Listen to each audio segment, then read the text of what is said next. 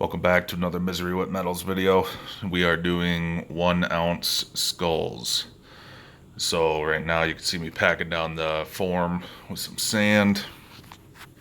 This is one of the forms I use for sand casting. We're not doing a full sand cast today, so I won't be packing down the sand super tight like I normally would.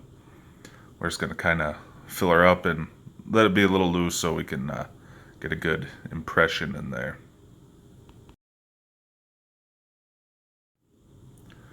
Now these are the 1 ounce skulls that I'm going to be replicating. As you can see, just push them into the sand like that. Kind of press down the sand around the edges. The silver's heavy enough to fall out, so I haven't found a huge need to put baby powder on it or any other form of releasing agent.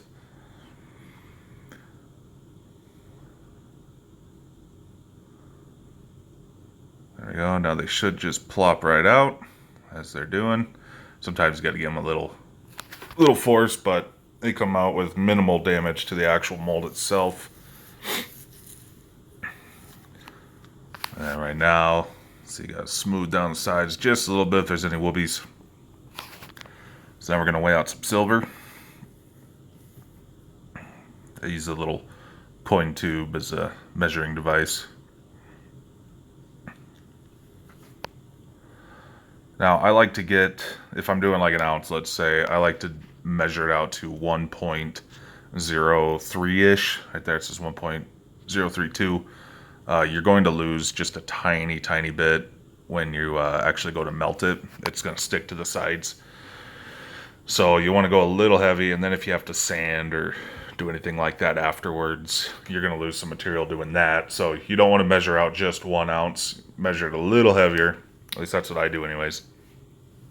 Here I'm just using just regular map gas, the map torch. I got the whip tongs, and I forget how big that dish is. But I like those little ceramic dishes. They're pretty easy to use. Make sure you properly glaze them beforehand. I'm going to make a video on how I glaze them. It's not rocket science, but I don't see too many videos out there. This is kind of awkward trying to heat the silver up in front of a camera. So I only did it for one of these skulls. I'm not going to record for all of them. There you go. The silver kind of pools into itself, and I like to heat up the mouth of the crucible right there. Make sure you get that kind of hot, otherwise the silver can stick to it. A little bit of fire there. Alright, there's all 4 of them done. Now I'm just kind of popping them out and going to throw them in the water. They all turned out pretty good. One of them, actually, I'm going to redo tomorrow after I got it all finished up. I didn't like the way it turned out. You'll probably see one of the skulls later on in this video that's kind of messed up looking. Or at least not as good as the other one. So I'm going to redo that one. Alrighty, there they are. We're going to weigh them, make sure they actually turned out the correct weight. Most of these are going to be 1.02. If you remember, I measured everything out to 1.03, so you can see we did lose some. The first one was pretty heavy, and that's because the silver that's stuck to the side of the dish, as you're melting it, you'll probably reclaim some of that. So that one came out a little heavier. Some of them get kind of rough on the backside, so I like to take a little sanding wheel out and Dremel tool and get that cleaned up. I'm using some pretty rough grit right now. Another reason you want to measure a little extra. So we'll get this sanded down. I started out with a pretty aggressive grit to get all the big whoobies off, and then a little bit finer. And then I hand finished them with, I think, 1200 grit sandpaper, which is not going to be in this video. But now we're coming to the stamping. On my skulls, I like to do a little tree on the front. This particular customer requested a couple of them with Sasquatch on the forehead, so there will be a couple Sasquatches in here. These skulls are kind of tricky to stamp, especially when you do the backside. The backside's flat, so I don't use any leather underneath it when I'm doing the tree or whatever I'm doing on the front. But when you flip it over to prevent smashing the face, I like to use a little thicker chunk of leather there. Just helps protect it. So that right there that I just showed you was some sulfur. I use two different kinds. I use a gel, and then I just started using, well, I've been using it for a while, but that cube form. I kind of like it. They're a little bit different to work with, but not too bad. You want to heat up your silver first before you dump it in the sulfur solution. And that's just water with that sulfur stuff. I used to dump it out as soon as I got done using it, but I started figuring, well, I might be able to reuse it. And sure enough, you can reuse it probably 10, 15 times before it's bad. So now they're all darkened. It doesn't take long at all. I'm using some Goddard's silver polish. I use a few other things. I don't just use the polish. I use steel wool. Sometimes I won't use a Dremel tool. I'll just do it on a t-shirt or a rag or something. And I'll make a video on how all the different methods that I polish. But this stuff's pretty nice. If you wet that sponge that it comes with, it makes it last a little bit longer. And you really don't need a whole lot. And just, reapply it as necessary. It is messy, so wear some eye pro. Otherwise, you will get some polish in your eye, and that kind of sucks.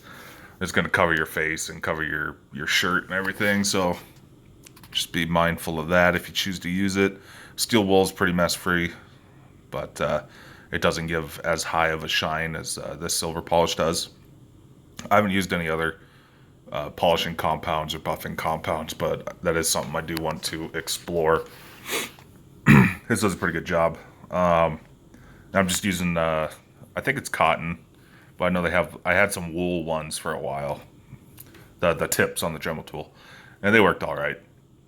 These cotton tips, they'll last, depending on what you're doing. If I'm doing something that I did a lot of stamping on, it's got some sharp edges, they wear out pretty fast, but you can get a bunch of them for a couple bucks on Amazon. They're pretty cheap. So yeah, just kind of work around, polish all the little crevices and cracks, and this is what it looks like right after polishing. I haven't rinsed them off or washed them yet. You're going to want to scrub them because that polish will stick in there and make it kind of look crappy. So I just use a little bristle brush like that and some water. Just rinse it off. That polish comes off your hands real easy. As you can already see, you can't really see any on my hands anymore. And comes off your hands easy. It comes off the silver even easier. So a little bit of bristle, stiff bristles I like. I used a little softer toothbrush and it didn't do as good of a job, but it's not rocket science. Just get all these cleaned up. Got the old Folgers coffee can. Again, I'm working in my kitchen, so wife's in the background making dinner.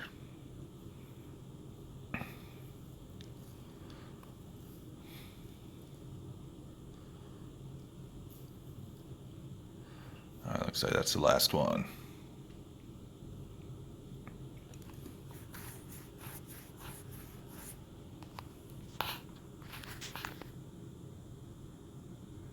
And that's pretty much it. Then dry them off and pretty much good to go. So thanks for watching.